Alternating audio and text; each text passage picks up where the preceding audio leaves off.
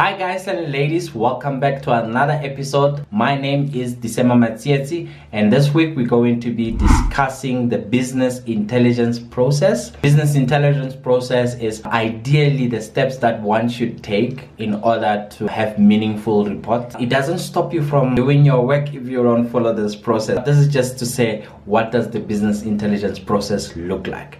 Stay tuned for the rest of the video.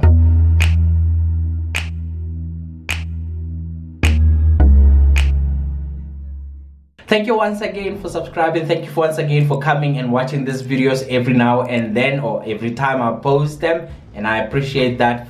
If you haven't done so, please hit the bell button, hit the subscription button, leave a comment or two, and I'll come back to you. And I'm quite excited about this. It's very, very important for you to have data in your fingertips, but it's not just having data, it's having the ability to come up with insights that can help move your business further. If you go into Intel back in the 70s, they started this thing called OKI, Objective Key Results, where they come into the mission statement. Say for instance, the mission statement would be, I would like to lose weight in 2022, and you'll say, I would like to lose weight in 2022 by doing the following, meaning you have an objective and you have key measures. By doing the following is your key measures. My key measure, maybe my one would be go to the gym at least once a week. When I get to the gym, maybe a better one will be go to the gym and run on the treadmill for 15 minutes, followed by routine with the weights and whatever.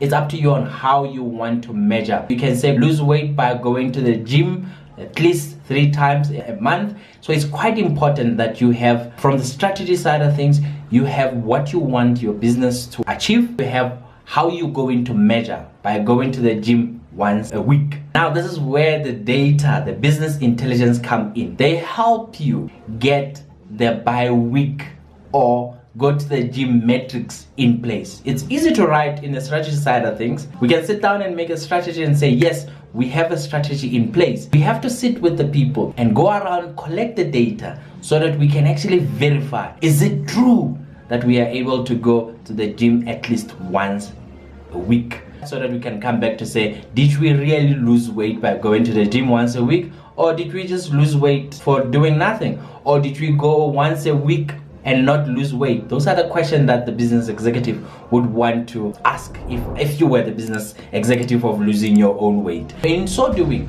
getting data is quite important as an analyst. I know analyst, you're only involved when there's a problem, and here I'm telling you there's always problems in the business. And this pyramid, it's like Maslow's hierarchy of needs. The bottom of the pyramid, what are the data sources of me going to the gym? You can take my word of mouth as a data source number 1. Data source number 2 be your devices, your smartwatch or your phone could be number 2. Number 3 could be maybe you're capturing into another app. Number 4 could be when you get into the gym. I don't know if you guys also do it. You can plug in your USB and then you can save your matrices in there or your data in there. Let's say you have multiple data sources and any of those can verify your progress into the gym. But if you want a collective progress of what you are doing per week, you have to bring them together, those data sources. The second stage is where we are doing data warehousing. Data warehousing is needed if you have multiple sources of data that can actually get you to your objective. Objective is we want to lose weight, but we got too many data sources. Bring them together. We're like, okay, this is how we're going to link them. We're going to sync data from your phone, the data from biometric on the gym, biometric scanner, your word of mouth, your alarm for waking up in the morning, so that we can see, do you run faster at what time? At this point, we haven't done any analysis paralysis. You must remember, the main question here is not for us to sit with data and then just waste time. It's for us to ask and answer and measure a key thing that is needed on our OKR model. We bring it together, we make data warehouse via ETL. Just means you are extracting from your data sources. You're extracting, after you extract them, because you have 7 data sources, you have to do some transformation of data, maybe do primary keys and foreign keys together. One data source, it has my ID number, another one has got my name and surname. That's transformation that you need. After you extract from the data source, which is at the bottom, you do some transformation, then you load into wherever your data warehouse will be. So that's what ETL stands for: extract, transform, and load the data. You are more than welcome to start reporting just from a data warehouse, which could be a SQL database that your reports are linking into it. The third leg is where you are doing an OLAP modeling, or what they call a cube, a data mining cube. Just think of a Rubik's cube, you know, that one with different colors that you squeeze it around. I never used to get that Rubik cube, but it is like that, and it's called cube for a reason, because you can see the same amount of data, me, from different angles. You can see me losing weight from my smartwatch, me losing weight from going into the gym, me losing weight from, so because you see me, December Matiezi, from different angle, is called a cube. Same as you can reach the center of that Rubik's cube, but you have different entry points in different angles. If you go into Microsoft SQL, you can create a table that can become your data source. So it's just a table.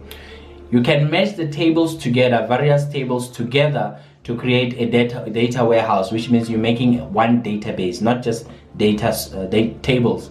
You make one database, it becomes a data warehouse, and you can actually go into analysis services and create a cube. So a cube allows you, instead of creating inner joins every time, joining one table to another, you can actually analyze data from different data sources at any given point with just one link. It's called a cube. Once you've done a cube, the only thing else that you have to do from a cube is to spit it out.